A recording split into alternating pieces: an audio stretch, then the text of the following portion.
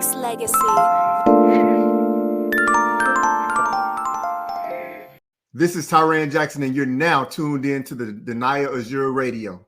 Good afternoon, Tiran, and welcome to Danaya Azure Radio. How are you? I am doing well. How about yourself? I am good. I met this amazing gentleman through Taria, aka Miss Vision Avant.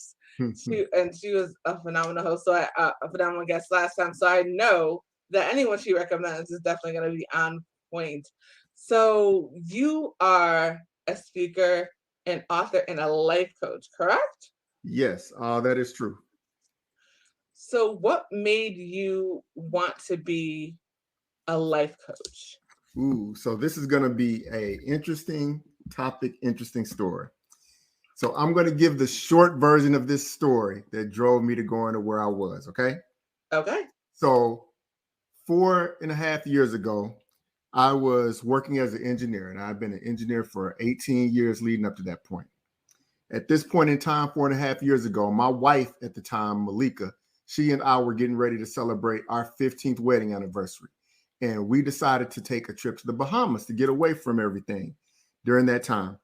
The first 2 days there were great. On the third day, we decided to get on a small boat to go on an excursion and tour the island. And 5 minutes to the ride, the boat exploded. Wait, hold on. Before you can, you just said on your anniversary, the boat exploded? The boat exploded, yes. Whew. Okay, continue. So this is the short version of it. As a result, my former wife died.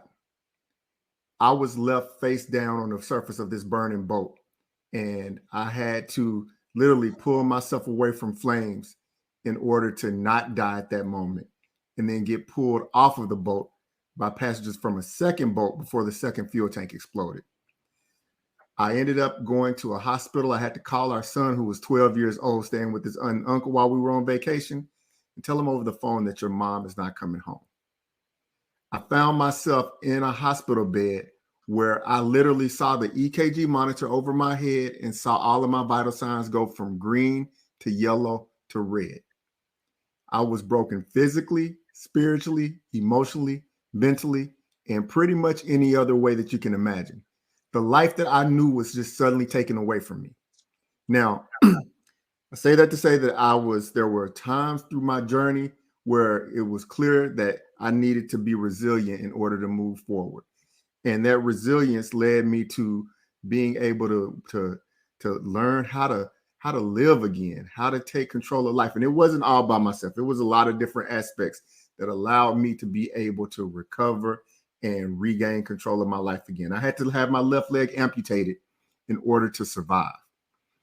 And so I went from being someone who was truly broken in so many ways to having opportunities spring up as I was being reborn and recreated as a person that helped me understand the true value of life, understand that the pain can create your purpose, and being able to move past the grief and the mental health challenges and all of everything else associated with dealing with that type of pain.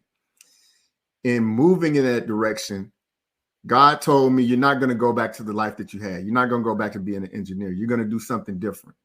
And as I started regaining confidence in myself and trying to figure out this path, it led to me speaking and providing people hope, inspiration, and motivating them that you can overcome whatever situation you have. And this ended up leading me into coaching people who are going through traumas, tragedies, and transitions in life to make the transformation they can to become triumphant. That's the short version, Danaya, but that explains how I got into this. So many people are suffering, struggling, and don't know how to get control of their life again.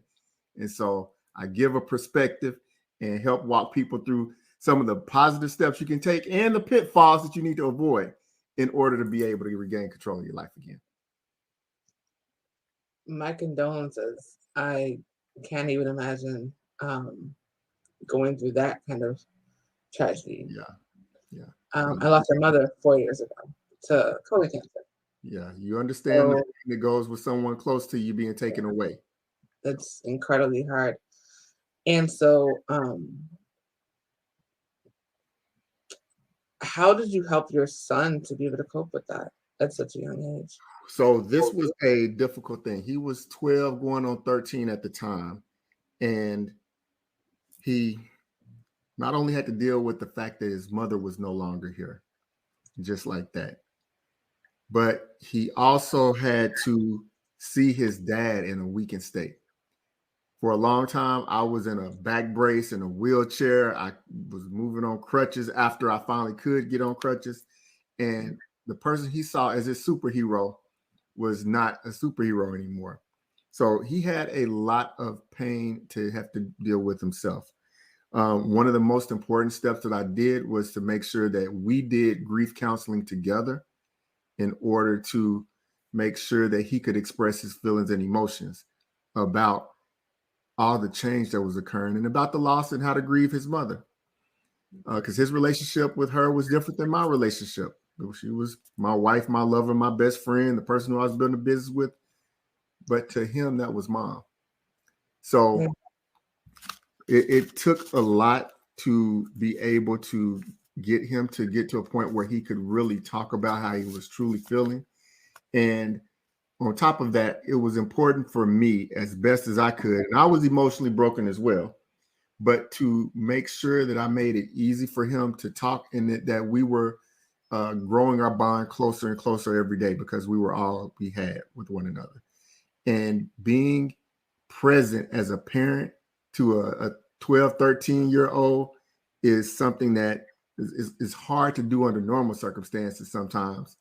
But to definitely do it under that situation was a difficult thing. But we made it. And since then, I understood that he needed emotional breaks as well, because sometimes life can be overwhelming, and especially for these kids with just everything that's normal that's happening. And then when you add on to the fact that, kids don't know how to provide the support when you're grieving. Here's an example. Just like you said earlier, my condolences to you, and I appreciate that. Kids will go up to him and say, "I'm sorry, your mom's dead." Mean the same, it's the way that it comes across and is received is completely different, and that can trigger, an emotional pain just in the way that things are delivered. So I had to learn his cues and what was going to be triggering to him. And I had to learn to be supportive and be strong in times where I was really weak, but in order to help support one another getting through this time. Absolutely. And it's interesting that you said that statement. The one thing that I want people to take away from this specifically, especially when it comes to friends that they've lost loved ones, the best thing to not say is, "Man, I don't know how you get through that. I don't know what I would do if that would happen to me. I wouldn't be able to go on." That's not helpful at all. No. You're not being sympathetic. It's incredibly rude. And now we're like, why am I talking to you right now? Mm-hmm. This is the worst state that I've been in a very long time, and this is the best you can do. You could have just said, "Our condolences have been done." Yeah. And you're right. It does take kids in general have a lot to deal with, a lot more than most people want to realize. They're like, "Oh, what's that kid worried about? What problems do they have?" Kids today have a lot more pressures than people want to acknowledge, and they're a lot smarter than people think as well. I was talking to some friends earlier. I was saying how young kids can start to learn. And kids can start to learn as young as like 2 and 3, and they're sponges at that time. So so lucky for him, he had you there to work through it with. How important is it for people to go through grief counseling when they lose someone?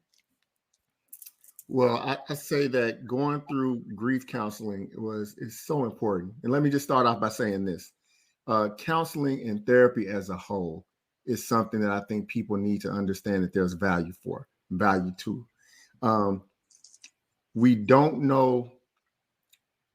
Most of us don't know how to deal with emotional heartache and things that trigger us. Mm-hmm. And so when we're having to to deal with something that is so traumatic as losing someone close to you, we can really be messed up in the head afterwards. It can really change us. And what it can do is cause us to approach life and see things in a different way, in a way that might be harmful and destructive to us. And even more so, it could put us in a state of being stuck or feeling bad for ourselves. And that's where the depression starts to come in. And that's where they're just not being able to get past that moment. And, being able to talk about and to effectively deal with that grief is what I think the grief counseling and therapy is really ideal for. So for anybody who is going through situations where they've lost someone close to themselves and they don't know what the next step that they need to take is, I highly recommend that going and finding a good grief counselor who you feel comfortable about talking about that person and that loss that they're having, those type of things. I think that's great. I think that's going to be necessary in order to help and to move forward. Definitely.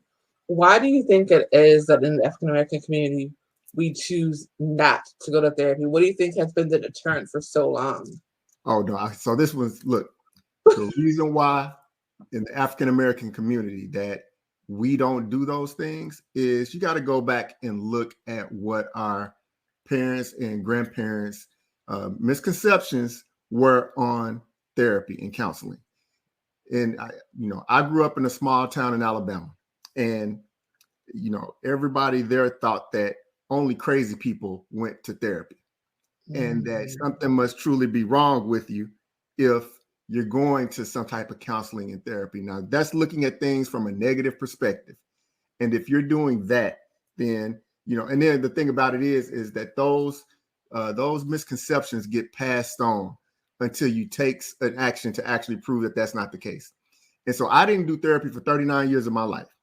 And so not to say that I believe that therapy was only for crazy folks, but I didn't see it being a necessary step that I needed to take in order to keep my life in order. What I've learned since having to go through that is that, going and getting the right type of help and the right type of counseling is a part of being able to, really be to improve your overall quality of life and state of well-being. And so it's almost like, when you go to the gym and work out, you go to the gym and work out to stay in good shape. And to have, overall good health and even get stronger. Well, when you go through counseling, it does the same thing for you mentally and emotionally. And I think that's powerful. And that's something that a lot of us overlook that probably need to have. Absolutely. And speaker, author, motivational speaker, author, and life coach, Tiran Jackson is my guest here on Danaya Azure Radio. I think that another thing that I would say is that a lot of people have the misconception, or they've been told, what happens in this house stays in this house. I think that's also been an issue as well that we have to get past. Yeah. Because that's had a lot of kids keeping their trauma to themselves.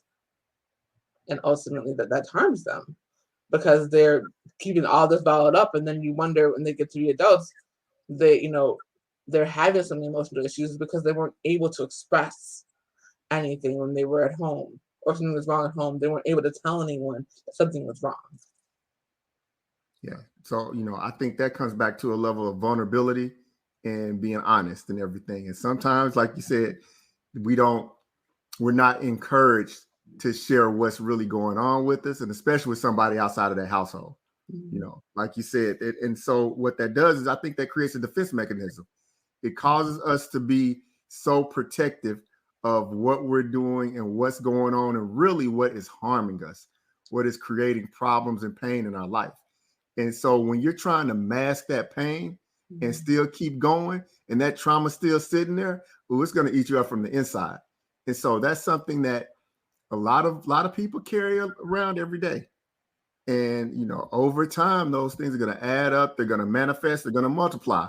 And then we're going to find ourselves in even worse shape mentally and emotionally. And then you start wondering why, somebody just, snapped all of a sudden, or somebody has, who acts a certain way most of the time does something out of character and out of their normal behavior, Well, this is part of that reason why.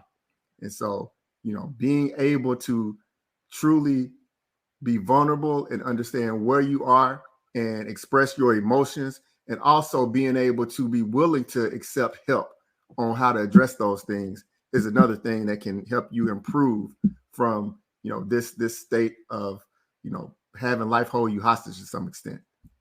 So Absolutely. So, what has been one of your favorite moments on stage as a motivational speaker? Favorite moments on stage as a motivational speaker. So I would say my favorite, and actually one of my worst moments, was when it was the first time that I was actually brought on or asked to be on stage to speak. And I didn't speak until after the incident that I mentioned earlier. But it was probably about 8 months after the accident. And at that point in time, I hadn't really learned how to speak yet. But I was asked by a life insurance company to come to a retreat that they were having and actually share my story and try to connect with some of their agents who have to talk to people who have to go through, when they're in that moment of pain. And so I think I spent a couple of days trying to write up something that would be very profound and would be very impactful. And when I got up there on the stage, I started it, but then I stopped everything that I put down and started speaking from the heart and just sharing what my true feelings were. And at this point in time, I wasn't truly healed from the grief and the pain that I had gone through. So it was like I was breaking down and in therapy while I'm up here talking to a crowd full of people. And it was a lot easier for me to go about it that way than to try to stick with what I thought I had prepared. But at the end of it was where the satisfaction came, because after I was finished, I had so many people come to me and they said, "Look, you changed my life. Your story and what you went through makes me look at the things that I have in my life so much better, so much, so much more powerfully and from a different perspective." And like I said, it was, if I rate that compared to the talks and the presentations I give now, oh, it was by far the worst. But it was the one that made me realize that my voice has power and my story has a meaning, and it's going to mean something to other people who are going through so many challenges, so many things. So even though that was not my best one, that is the most memorable performance that I've had, because it really, really touched and changed people in the way that they look at those who are going through that pain of losing a close loved one. I'm glad that you were the one that spoke to them, because I think when it comes to life insurance and some, and malpractice attorneys and all that kind of stuff, a lot of them just see dollar signs. You helped them to see a person. You helped them to see a heart. You helped them to see what is really important. And it's not just about getting a check. It's about trying to rebuild yourself. And I think you honestly helped to change their lives in terms of the way that they deal with their clients, because now they're going to actually listen, because through telling your story. And I'm glad that you said that you started to say what you wrote down, but then stopped, because your story alone is impactful, is inspiring, is powerful. The fact that you were up there in 8 months is wow. Well, That's insane. That was taking a lot of strength to be able to do that. But like I said, right there, that helped them to see. This is the part y'all don't see. You get to hear from someone who's witnessed this and still has to recover physically and emotionally, and so raise this young king on top of it. You know what I'm saying? So that, I'm sure that definitely changed some lives. Yeah, and it's, in hindsight, I look back at it. It was someone who I knew really closely who asked me to be a part of it. I didn't think that I was ready, but I committed to doing it. Right. And I wasn't ready. I really wasn't. However, sometimes, you got to get past that fear or that, uncertainty, and just get up there and do it. And that was probably one of the most important decisions that I could have ever made, because it started the process of me learning that, like I said, my words, they can impact people's lives, and my story can give people perspective. And so that I need to keep doing that. And so, and from that engagement, it led to a couple of other engagements. And so, I got better. I did get better, but it was just a sign that if I would have said no to that, then I don't know what would have happened, because, I'm grateful. And then, like I said, sometimes life is about fulfillment. And I realized that it is fulfilling to me to know that I can share my story and it can change somebody's life. And so when we start looking at the ways that we provide value and purpose in this world, look, this is something I never thought I would be doing, but I'm so grateful that it's what I'm doing now. So. Absolutely. And Tiran Jackson, motivational speaker, author, and life coach, is my guest here on Danaya Azure Radio. So let's talk about your best moment on stage and what made it stand out. My best moment on stage, what made it stand out? I had an opportunity to speak at an event in Washington, D.C. earlier this year. It was a showcase event where there were going to be multiple speakers who were going to be able to present.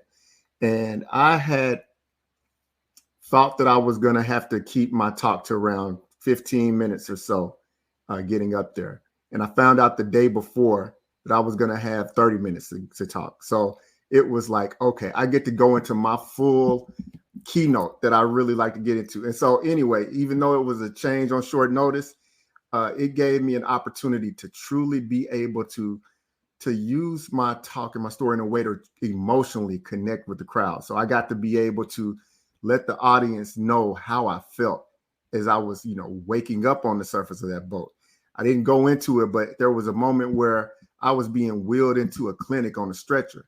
And at that point in time, Malika, she was already in that clinic, and to have to hear the pain and the agony and her moans as I'm making sure that is descriptive in a way where people can touch that and feel that. But then I also had the opportunity. I don't like to spend too much time going into what happened, because, there's a quote I like to use that it's not the adversity, it's your reaction to the adversity that defines your life story. So I like to emphasize how to react from situations.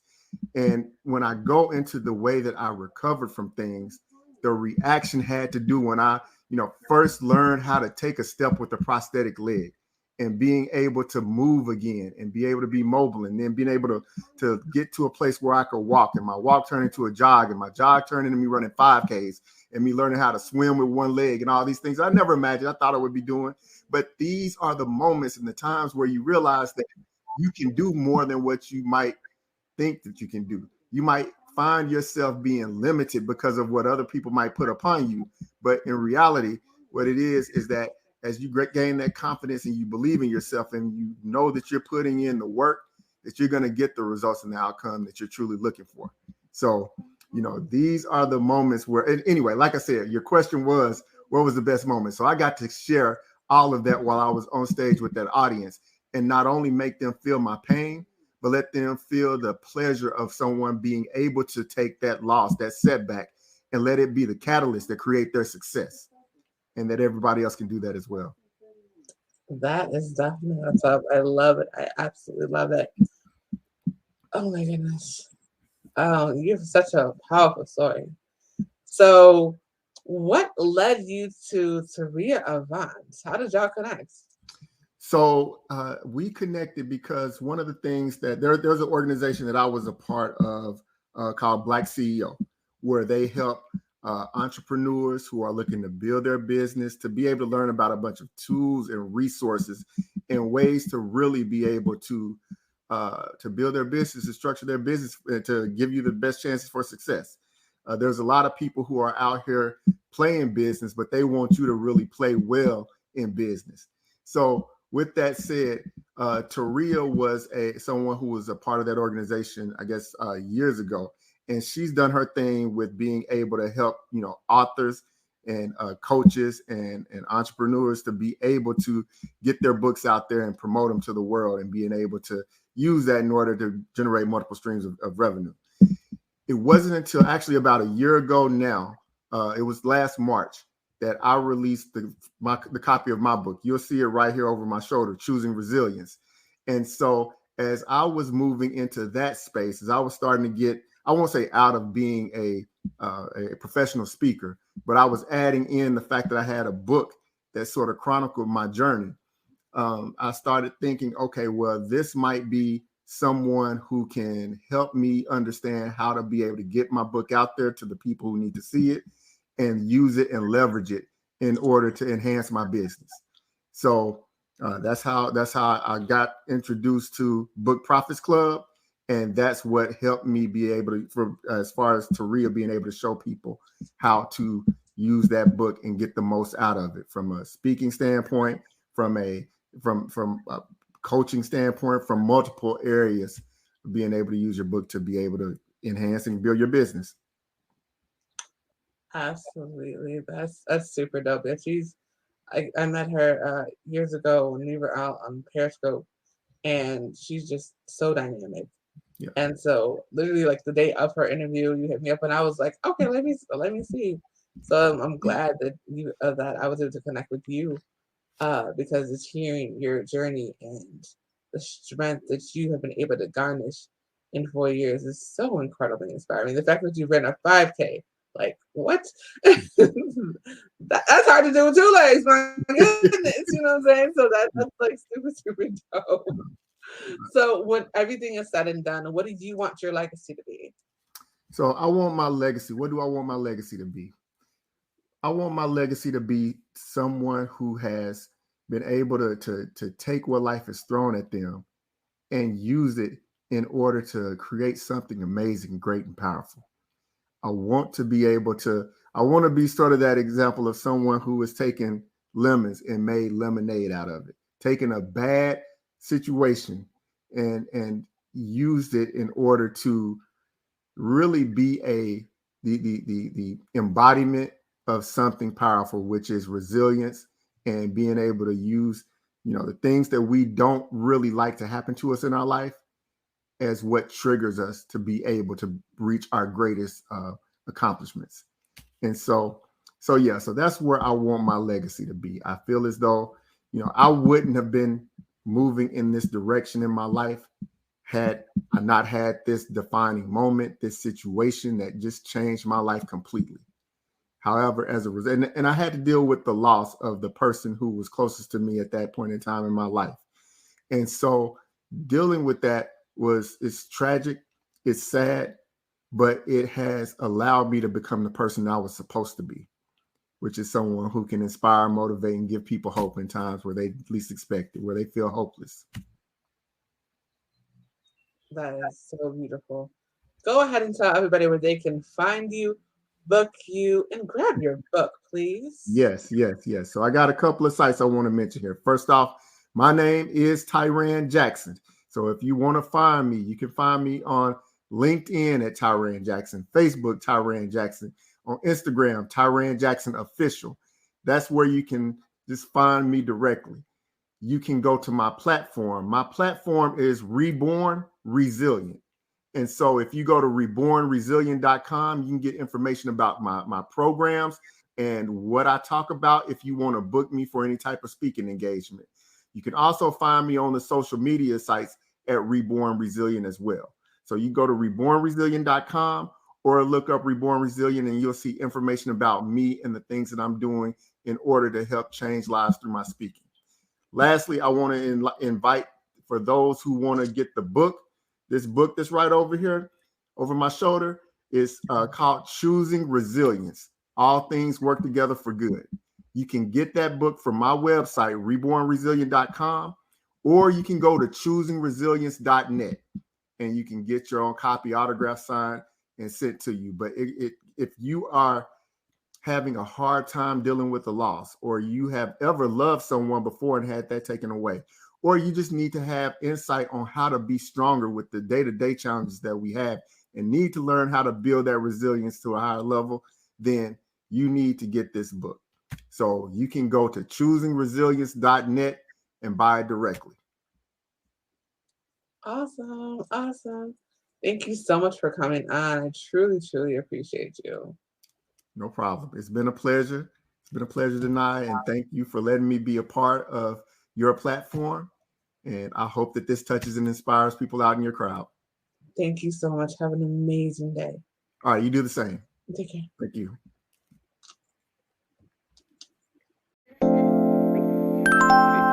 Next Legacy.